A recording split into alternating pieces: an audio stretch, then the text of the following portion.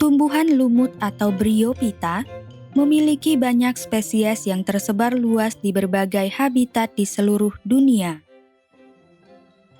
Agar dapat mempelajarinya dengan mudah, para peneliti mengklasifikasikan tumbuhan lumut menjadi 3 kelas, yaitu Hepaticopsida atau lumut hati, Anthoceratopsida atau lumut tanduk, dan Bryopsida atau lumut daun.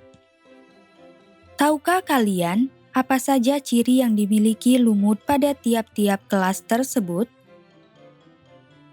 Selain memiliki keanekaragaman dan kelimpahan yang tinggi, lumut juga diketahui memiliki berbagai peran yang menguntungkan dalam kehidupan manusia. Tahukah kalian apa saja peranan lumut dalam kehidupan manusia? Mari kita simak pembahasannya pada video pembelajaran ini. Tumbuhan lumut memiliki kelimpahan yang sangat besar di bumi. Saat ini, telah diketahui bahwa lumut memiliki sekitar 16.000 spesies. Tumbuhan lumut diklasifikasikan menjadi 3 kelas, yaitu Hepaticopsida atau lumut hati, Anthoceratopsida atau lumut tanduk, dan Bryopsida atau lumut daun. Mari kita bahas satu persatu. Pertama, Hepaticopsida atau lumut hati. Hepaticopsida atau lumut hati dalam bahasa Inggris disebut liverworts, yaitu kelompok tumbuhan lumut dengan bentuk talus atau lembaran, pipih dan berlobus.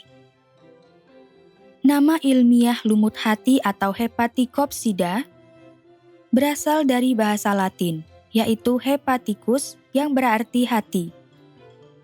Hal ini mengacu pada bentuk gametofit lumut hati yang berbentuk seperti organ hati. Contohnya pada spesies Marchantia polymorpha. Saat ini, lumut hati diketahui memiliki sekitar 9.000 spesies di bumi. Contoh spesies lumut hati adalah Marchantia polymorpha, Rhizocarpus natans, Riccardia indica, dan Pellia calicina. Marchantia polymorpha adalah spesies lumut hati yang paling terkenal dan banyak ditemui di permukaan tanah yang lembab di sepanjang bantaran sungai. Pada umumnya, talus Marchantia polymorpha membentuk percabangan menggarpu atau dikotom pada bagian ujungnya. Sebagian besar anggota spesies lumut hati tidak memiliki daun. Akan tetapi, ada pula beberapa spesies lumut hati yang memiliki daun, misalnya Lopocolea heterophylla. Seperti pada kelompok lumut lainnya, lumut hati mengalami pergiliran keturunan atau metagenesis dalam siklus hidupnya, yaitu fase gametofit yang menghasilkan sel gamet atau sel reproduksi dan fase sporofit yang menghasilkan spora. Fase gametofit adalah fase dominan pada lumut hati, sedangkan fase sporofit berlangsung dalam waktu yang lebih singkat. Talus lumut hati berbentuk seperti hati dengan permukaan datar. Sel-sel talus lumut hati tersusun secara longgar, membentuk irenchyme atau ruang udara besar yang berfungsi untuk membantu proses pertukaran gas karbon dioksida dan oksigen pada jaringan lumut. Irenchyme ini bukanlah stomata karena tidak memiliki sel penjaga dan tidak dapat membuka atau menutup seperti pada stomata tumbuhan berpembuluh. Gametofit lumut hati dapat bersifat biseksual, yaitu memiliki 2 alat reproduksi, jantan dan betina, dalam satu individu yang sama, atau uniseksual, yaitu memiliki 1 alat kelamin atau reproduksi, sehingga alat reproduksi jantan dan alat reproduksi betina berada pada individu yang berbeda. Contoh spesies lumut hati yang bersifat biseksual adalah Marchantia polymorpha. Gametofit jantan Marchantia polymorpha membentuk anteridiofor yang pada bagian ujung tangkainya terdapat struktur berbentuk cawan dengan tepian berlekuk. Di dalam lekukan tersebut, terdapat alat reproduksi jantan yang disebut anteridium dalam bentuk jamak anteridia. Setiap anteridium akan menghasilkan banyak sel sperma berflagel. Satu anteridiofor dapat memiliki puluhan anteridia. Sementara itu, gametofit betina membentuk arkegoniofor. Pada bagian ujung tangkai arkegoniofor, terdapat struktur berbentuk payung dengan tepian berlekuk seperti sekumpulan jari yang menjalar keluar dan terkulai. Pada bagian bawah struktur tersebut, terdapat alat reproduksi betina yang disebut arkegonium dalam bentuk jamak arkegonia. Setiap arkegonium akan menghasilkan satu sel telur. Arkegoniofor dan anteridiofor pada Marchantia polymorpha terbentuk secara terpisah sehingga anteridium dan arkegonium tidak diproduksi oleh gametofit yang sama.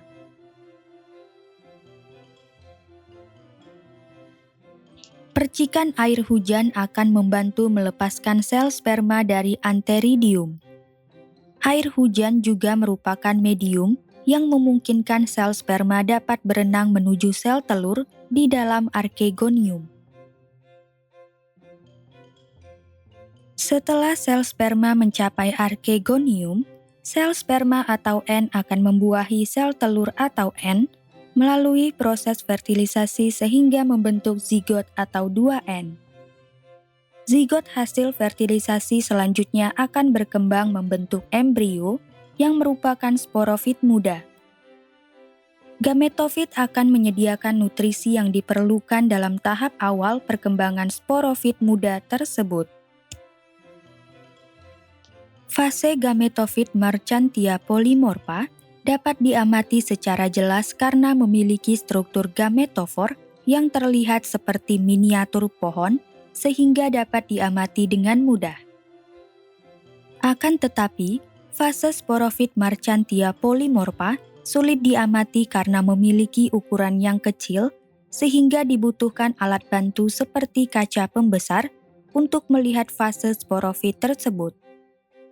Sebagian besar sporofit lumut hati memiliki beberapa struktur, yaitu struktur seperti kaki yang berfungsi untuk menancapkan sporofit pada jaringan arkegoniofor, struktur seperti tangkai tebal yang disebut seta, dan sporangium atau kapsul yang tertutup oleh struktur pelindung yang disebut kaliptra.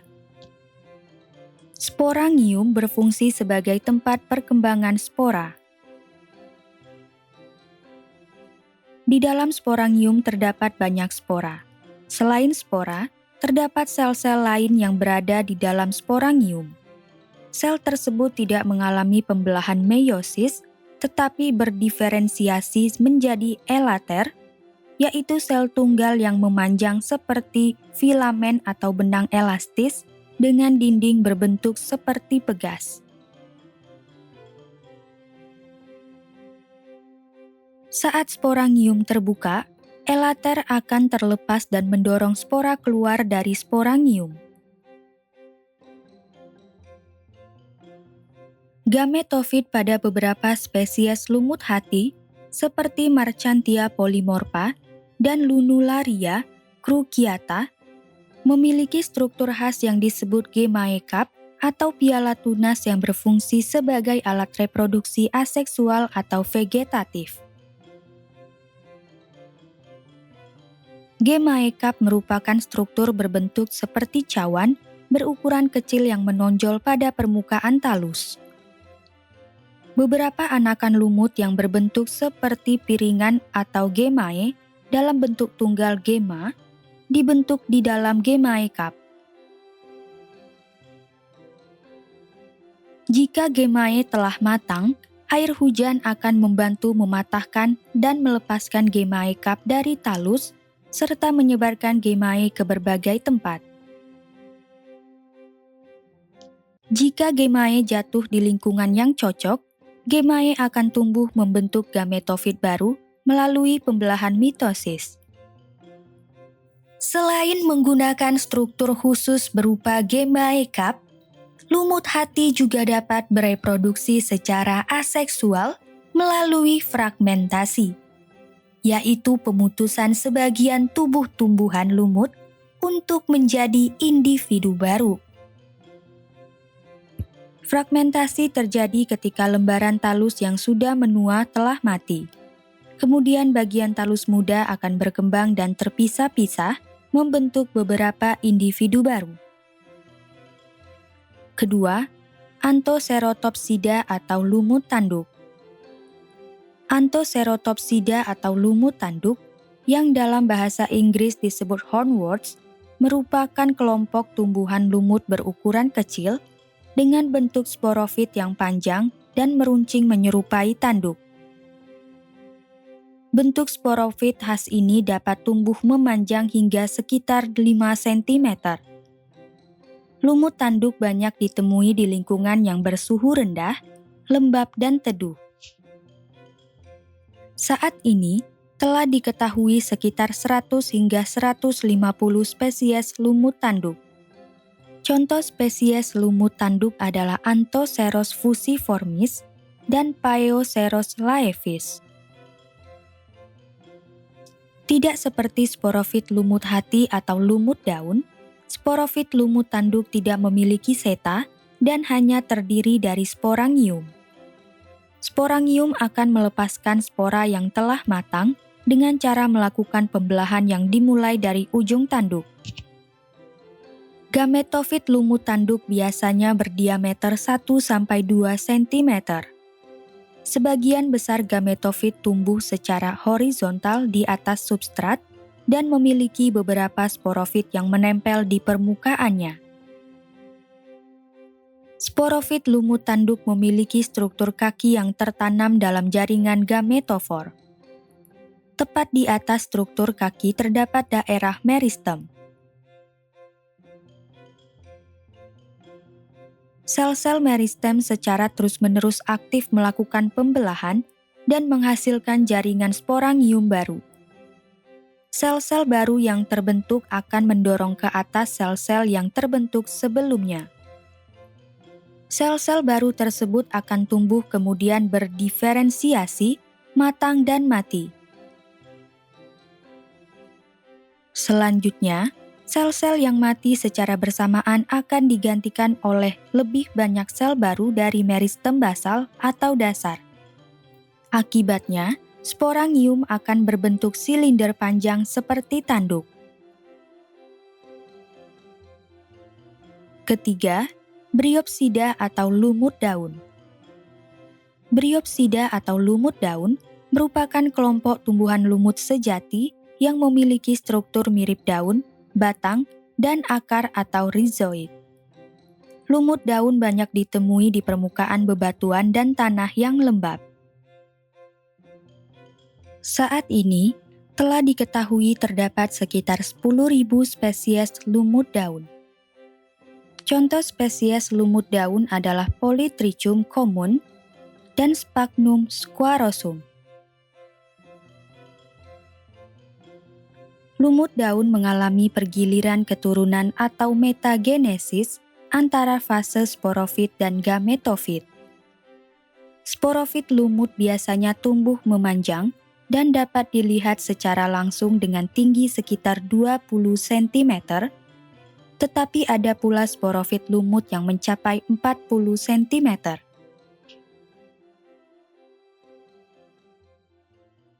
Sporofit muda berfotosintesis dan berwarna hijau. Akan tetapi, jika sporofit sudah siap melepaskan spora, warnanya akan berubah menjadi coklat atau merah kecoklatan. Sporofit lumut daun biasanya terdiri atas seta atau tangkai dan sporangium atau kapsul yang berisi spora. Spora yang matang akan dikeluarkan dari sporangium dan tumbuh menjadi lumut daun baru jika jatuh di lingkungan yang sesuai. Bryopsida atau lumut daun memiliki rizoid, yaitu struktur mirip akar yang berfungsi untuk melekatkan tubuh lumut pada substrat atau tempat pelekatan. Gametofit pada lumut daun berupa tumbuhan kecil yang tumbuh tegak di atas tanah. Gametofit memiliki struktur mirip daun yang tersusun spiral mengelilingi struktur mirip batang.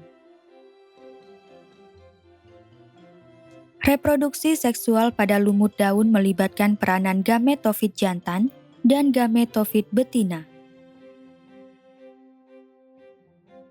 Beberapa spesies lumut daun bersifat biseksual. Akan tetapi, terdapat pula lumut daun yang bersifat uniseksual.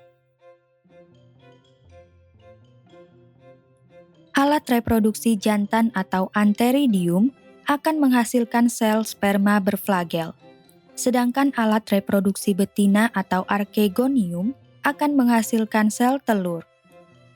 Sel sperma akan berenang menuju archegonium dengan bantuan medium air. Setelah sampai di archegonium, terjadi fertilisasi atau pembuahan, yaitu peleburan antara sel sperma atau N dan sel telur atau N yang membentuk zigot atau 2N. Selanjutnya, zigot akan berkembang menjadi embrio atau sporofit muda lumut daun yang baru. Peranan lumut dalam kehidupan manusia. Setelah mempelajari klasifikasi pada tumbuhan lumut, kita akan mempelajari peranan tumbuhan lumut dalam kehidupan manusia. Beberapa spesies lumut memiliki peran yang menguntungkan dalam kehidupan manusia. Contohnya adalah lumut dari spesies Pleurozium strawberry dan Sphagnum squarosum. Pertama, peranan lumut Pleurozium strawberry. Para peneliti telah menemukan bahwa tumbuhan lumut membantu menahan nitrogen di dalam tanah. Di beberapa hutan, spesies lumut seperti Pleurozium strawberry diketahui dapat mengikat nitrogen sehingga meningkatkan ketersediaan nitrogen dalam ekosistem. Nitrogen merupakan nutrien atau zat hara yang dibutuhkan oleh tumbuhan dalam jumlah yang banyak. Ketersediaan nitrogen di dalam tanah dapat meningkatkan kesuburan tanah dan mendukung pertumbuhan berbagai jenis tumbuhan. Kedua, peranan lumut Sphagnum squarosum. Sphagnum squarosum dapat tumbuh di rawa-rawa dan membentuk rumpun atau bantalan yang setiap tahunnya bertambah luas. Bagian bawah bantalan yang berada di dalam air biasanya mati dan berubah menjadi gambut yang kemudian akan membentuk tanah gambut. Jenis tanah ini bermanfaat untuk menggemburkan media tanam pada tanaman pot karena dapat memerangkap air. Sphagnum squarosum seringkali digunakan sebagai pembungkus akar tanaman selama pengiriman ke suatu tempat. Hal ini disebabkan lumut gambut memiliki banyak sel mati yang berukuran besar yang dapat menyerap banyak air, sehingga memberikan persediaan air bagi akar tanaman tersebut. Sphagnum squarosum tidak mudah membusuk atau terdekomposisi karena senyawa fenolik yang terkandung di dalam dinding selnya dapat membunuh bakteri pembusuk. Tingkat pH, suhu, dan kadar oksigen yang rendah pada lahan gambut juga menghambat pembusukan lumut dan organisme lain yang berada di dalam lahan gambut tersebut. Akibatnya, di lahan gambut dapat ditemukan sisa-sisa tumbuhan dan hewan yang telah mati dan terawetkan hingga ribuan tahun, termasuk mumi dari jasad manusia. Hal ini memungkinkan ahli arkeologi dan paleontologi untuk mempelajari lebih jauh tentang kehidupan pada masa lalu. Sifat Sphagnum squarosum yang sangat menyerap cairan menghasilkan senyawa pembunuh bakteri dan aman bagi manusia menyebabkan lumut ini banyak dimanfaatkan dalam dunia medis. Pada Perang Dunia I, lumut ini digunakan sebagai bahan untuk membuat perban bagi prajurit yang terluka. Perban ini bersifat steril serta mampu menyerap darah dan cairan lain dari luka. Selain itu, Sphagnum squarosum telah lama dimanfaatkan sebagai sumber bahan bakar di beberapa negara Eropa dan Asia termasuk Indonesia. Hal ini disebabkan biomasa lumut Sphagnum squarosum, penyusun tanah gambut mengandung karbon dalam jumlah yang banyak, sehingga dapat dimanfaatkan sebagai sumber bahan bakar alternatif. Berdasarkan pembahasan tersebut, kita telah memahami bahwa tumbuhan lumut diklasifikasikan menjadi 3 kelas, yaitu Hepaticopsida atau lumut hati, Anthocerotopsida atau lumut tanduk, dan Bryopsida atau lumut daun. Hepaticopsida atau lumut hati merupakan kelompok tumbuhan lumut dengan bentuk lembaran, pipih, dan berlobus, misalnya Marchantia polymorpha. Anthocerotopsida atau lumut tanduk merupakan kelompok tumbuhan lumut berukuran kecil dengan bentuk sporofit yang menyerupai tanduk. Misalnya, Anthoceros fusiformis.